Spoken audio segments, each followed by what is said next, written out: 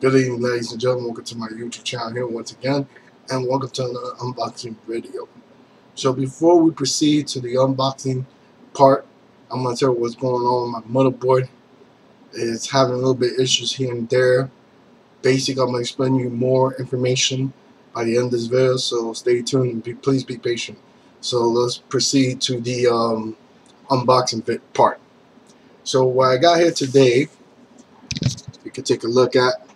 I got two GTX 670 wall block that are also compatible with the GTX 660 Ti, and I also got two backplate 670s, and yes, they are compatible with the 660 Ti, and I will give you the link on the bottom subscription right there, down there somewhere. But basically, if y'all decide to go with the GTX 660 Ti and you want to water cool, and you want to know what will be the best block or what block you can fit, this Coolingconfigurator from EK will help you out. So what I got right here too is also, this is Mayhem Pastel Mint Green. I got that just in case I need more. And I also got right here behind me that I got this Wednesday.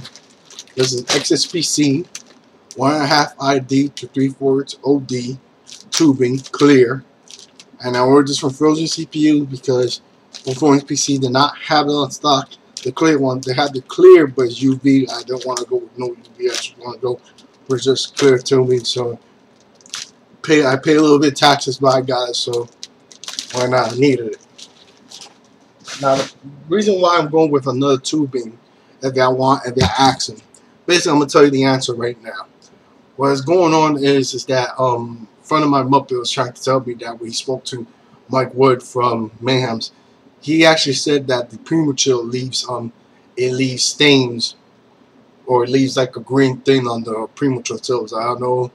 He says like XSPC, and I forgot the other brands that you could use and still be safe, not leaving stains, or I forgot other things. I just don't remember at the top of my head. I apologize for that. But if I find out something, I'll just write it down or something, or I just comment on it and tell you guys. But anyway, let's continue moving on to the what we're gonna unbox. Basically, this is the backplate for the 670 again. Now it comes like this. There's no box. It came. I was surprised that actually came like this. So it comes like this when you buy it. So what we got right here is the packaging, of course, the backplate, and then the tools we needed and screws and all that. So what we got in this bag right here, we got thermal pad, Allen keys, an Allen keys thing, and screws and washers to help you install the backplate for your 670 or 660 Ti. Now also comes with the instructions to teach you how to install your backplate to your 660 Ti or 670. Basically, this is going to teach you how to install. This manual shows you how to install 670, but since this goes to the same PCB layout, you know, it's just probably the same thing, so you should be good to go right here. Now, the next one I'm going to show you is the wall block itself. So bear with me for a second. So wall block itself. Now, of course, you're gonna open up the boxing. Now, same thing goes over here. You got the thermal pads for your video card. You got your O-rings. You got your washers and your Allen key set, basically. And you also, excuse me, I'll repeat that one more time. I apologize. It comes with the O-rings and Allen keys and screws to install your GPU water block to the graphic card, and you also have thermal pads that also comes with for installing your graphic card. Again, I apologize, I said that twice. Not bad. There's just someone who's trying to message me, so let's continue. Also comes instructions to how to do it right. If you follow the instructions one by one, how to install the wall block to your GPU. Now, the wall block itself. Now the wall block itself, I'm gonna explain to you this in a second. Just give me time to be take off the I want to show you guys the wall block first. So basically, this is black acrylic with a nickel plated finish. So you can see it yourself. It's the nickel plated side, and this is the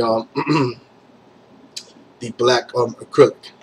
So now for this right here, this is the link. This is the EKFC link. That video I showed you guys earlier. The previous video that showed you where I got the reservoir and that SLI FC. EKFC SLI bridge. This is the piece that you need to put it on your graphic card. So basically, y'all can see it a little bit. Hold it. Supposed to be a. Ooh, apologize for that. Supposed to be a you take off the screw, and then the long screw that comes with the card with the accessories for the GPU, you put it there, and you put it just like this. Now you just screw it in, you put it like that, and then that's it. It doesn't mean it doesn't mean that this is only not used for only just the bridge. You could use this if you want to put your compressor fittings or your bars or the bridge itself. If you decide you're gonna go one of these blocks or 670 or 680, if you're gonna go one water block or one card now and then later on down the road, you decide to go with that. It comes with the EKFC link ready when you're ready to go SLI or not, basically. So now the unboxing part is done, and thank you so very much for being patient. Now I'm going to explain what's going on with my motherboard. So lately, since I got these graphic cards on Monday, so I was pretty excited. Okay, good. GTX 660 Ti with the super clock versions, basically. What the problem is when I connect two of these cards in SLI mode, I don't know what's going on with the motherboard. It says you're not gonna. This is how crazy this thing is. Before I sold the 570 to Muppet, I've been having problems lately when I install the drivers, and once the process of installing the drivers, I have a black screen. So I have to literally hit the restart button for my case in order to restart itself, and then go back and then remove the rest of like the physics drivers, the HD audio drivers, and I call ASRock and tell them, oh, you go to your BIOS, you go to your North bridge setup, and today it says the PCI link, you put it in Gen 1, and I felt a little bit weird, but I put it. He said basically it's supposed to be more stable. Now on top of that, when he told me, are you going to go SLI soon? I said, yes, I am. I'm thinking about moving to GTX 660s Ti's. So I told him, yes, I will. He says, okay, when you get the other two graphic cards, then you put both of them Gen 1, it could be more stable. So I was like, okay, I was a little bit happy, we fixed the issue. But there was another problem now. Now, when I ran both of these cards, and especially as that Gen 1 settings on the BIOS, basically, it was running on PCI Express 1.0, 1.1 X8, and the other one was running the same thing, 1.1, but 4X. Now, I know I was very shocked when I saw that, because I was like, this is kind of weird. This is a very expensive motherboard. And when I spoke to the first guy, again, he tells me, oh, it's like that. I said, that's kind of weird, because when I'm looking at your website, sorry about that, ladies. When I looked at your website, I saw the specifications. The problem was, it says it runs X8, X8. And now it's not running X8 because something up with the motherboard. So I left it alone until I found out that it does run an X8, X8, but why on my motherboard was not running X8, X8, which is kind of weird. So the problem was, I called them again. I spoke to a different person. So he's telling me, oh, it could be a BIOS problem. So I remember I made that video on August 26th of this year that I came out with the Windows 8 BIOS that makes it boot up faster. Basically, is that when I forgot what's the guy's username, sent me a private message that said that was a broken BIOS, because when you overclock and use the CPU low calibrator or something like that at level 3 or level 2 on overclock, it sets to, when you have 10 to save and you go back to the BIOS and make sure it's using the setting you want to use, and it tells you to set, you pick level 3, and then you look at the left, it tells you, oh, that's level 1, which was a broken BIOS, which is kind of a little bit weird. And then so the guy said, okay, we fixed that problem, because that's the BIOS P1.30A. So the one that came out in September 11th of this year was the same number. The only thing, the alphabet changed from A to B. So basically, this is a new BIOS. So I thought, well, if this is the new beta BIOS and they fixed it, we should be good to go probably. But when, again, back when the guy told me in August, tells me that do not download nothing from the beta zone, because we're not guaranteeing anything. You're better off wait until the official one comes out, then you download. So I believed them. So I told him before I update. Now back to what I was talking about when you were talking about the new BIOS version of the B version, the P130B, the new one. Basically, it says fixed all the problems that you thought it had from the previous one to the new one. Been improved a lot, so I believed in him. So the problem was, I updated, gave him the same thing, and he says it even helps you with the PCI thing to set to Gen 1. You can put it Gen 3.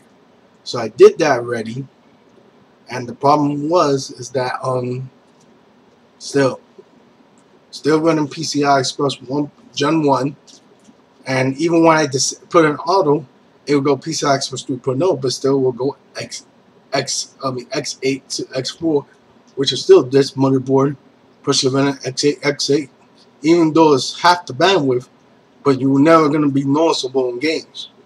People who want to go with dual X8, X16, excuse me, are for people who are going to benchmark the systems. I'm the person who likes to play PC gaming all the way, so I don't need that. You will not tell the difference. It's like very probably a little bit difference, but you're not going to tell. But I wanted to do that because that's the reason why I went to GTX 660 Ti. So the motherboard I went, and hopefully I'm gonna get it by tomorrow, is the MSI M-Power.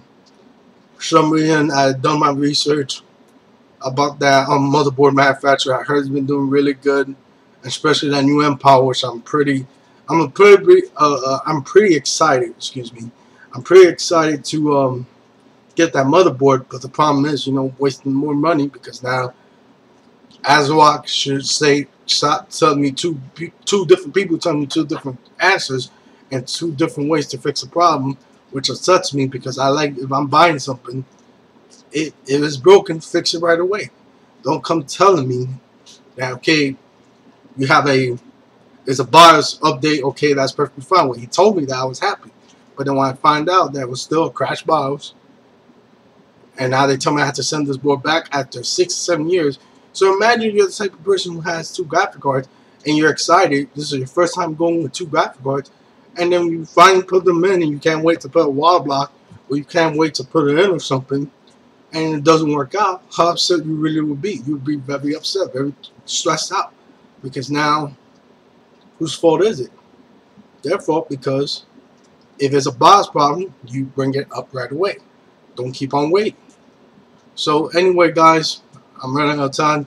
I don't want to make this video long enough, but thank you so much for watching this video. Remember, comment, subscribe, and remember, be safe and don't do drugs. I'll talk to you guys later. And also, I'm going to do the other video tomorrow when UPS decides to bring my other package for the MSI M-Power, and we're going to do an unboxing of that. So thank you guys so much, and enjoy your night, and y'all be safe. Good night.